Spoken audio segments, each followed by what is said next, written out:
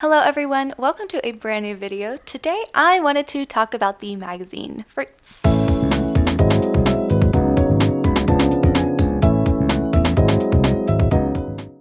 If you have any interest in Japanese fashion, you are probably already familiar with the publication FRUiTS.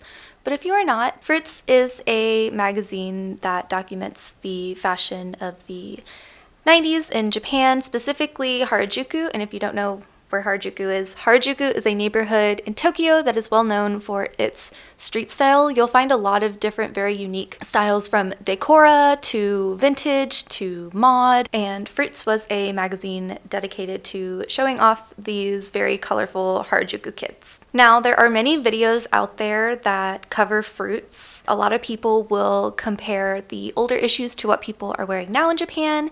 There's a lot of videos of people showing off their collections, and these are all very fun, and they were very helpful in when I first started discovering this world of fashion. I didn't discover FRUiTS in the most traditional way, I guess. A lot of people, how I've heard, is they stumbled upon it in a Barnes & Noble or a library, like near the manga section. There's a lot of crossover between like anime and people who like this kind of street style. However, I didn't find it until around 2014. This was kind of like peak Tumblr blog. I found some scans and pinned them to my board, and it later led me down a rabbit hole of YouTube videos, and that's how I eventually found out that like these photos were from this publication. However, I've noticed in a lot of these videos that it's more dedicated to the fashion side of things, seeing what people are wearing and analyzing in that aspect, but not a lot of people talk about Shoichi Aoki, who is the man behind the curtain of FRUiTS magazine. So I, being a photographer, was super curious and decided to do my little research, so that's what I want to talk about today. Former computer programmer Shoichi Aoki is the photographer behind FRUiTS, but it wasn't his first street snap publication. Aoki moved to London in the 80s, and he was super inspired by the non-conforming fashion of the time and decided to start documenting it. His interest in photographing street fashion started when he noticed that Japanese fashion was boring, conservative, and not creative. His words, not mine. And then he saw street fashion from London and Paris and was really moved by it. Fashion was born from the desire to create a clear distinction between oneself and others.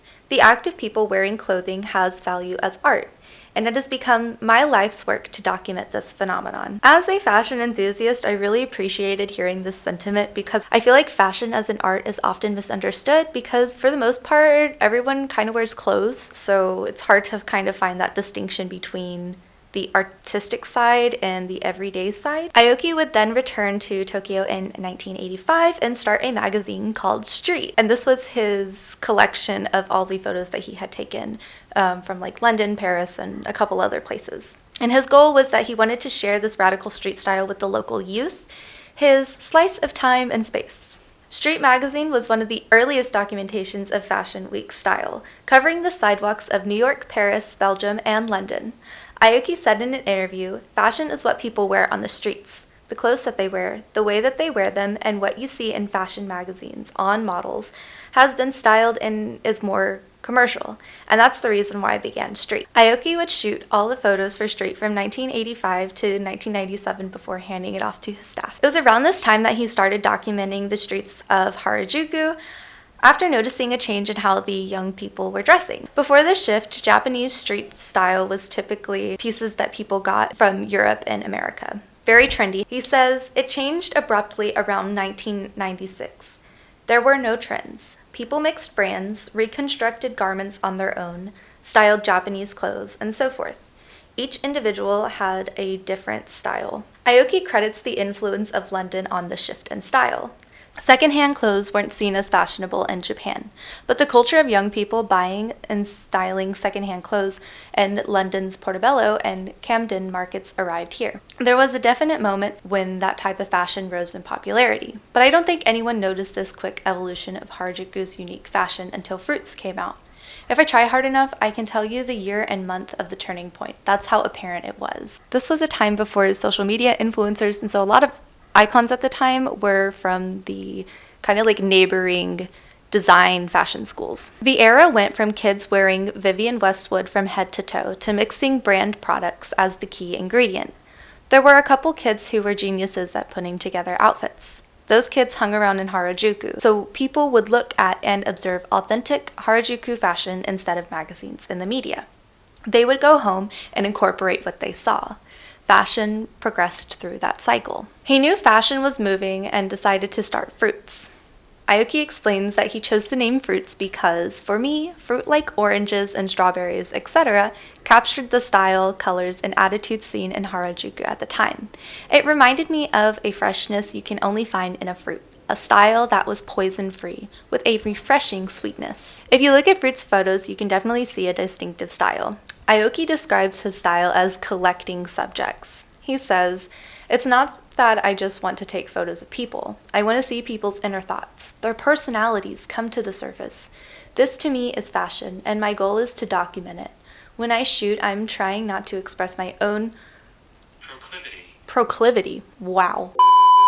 When I shoot, I am trying not to express my own proclivities or show my creativity. Seeing someone on the street wearing something killer actually moves me emotionally, giving me a feeling of pleasure." So Shoichi Aoki has a very critical eye when it comes to what he chooses to document. He says, "I'm only interested in how beautiful an outfit is. I believe street style is an art form, so it's like I'm collecting artworks. Foreign media often asks me if there were grounds for FRUiTS-inspired fashion to be born, and I always answer, not at all. That's why it's good. I assume they expect me to say something about rebelling against society. I feel like not doing so is more artistic." He admits that his own tastes determine on who gets into FRUiTS and who doesn't. He's not a fan of people who wear one brand or are just super into brands in general. He says people don't choose their fashion with a deeper meaning, and that's what he's looking for. He just wants something that looks good and what they like. I have some mixed feelings about this. I think it's a tiny bit closed-minded. I've seen plenty of interesting outfits that actually have some deeper meaning put behind them, and I'm not talking about just like runway narratives. I'm talking more of like the particular feeling that people want to express that day they will incorporate into their outfit, and I personally love hearing about these. And in the magazine FRUiTS, there's a little bar of text by the photos that tell what the person is wearing, brands and the like. I don't think it would have been too hard to ask them what influenced their outfit and their way of thinking of putting it together, because I've seen this done in other videos. I don't think it would have been too hard to incorporate that into the text in some sort of way, but I don't think that storytelling through fashion should just be for runway. On the other hand, I'll play both sides. On the other hand, I do understand that from a artistic standpoint, if he is collecting these like art, then as a collector, you are only interested in collecting what you are personally interested in. I guess from a standpoint, I can understand that, but I think there was some missed opportunities of documentation.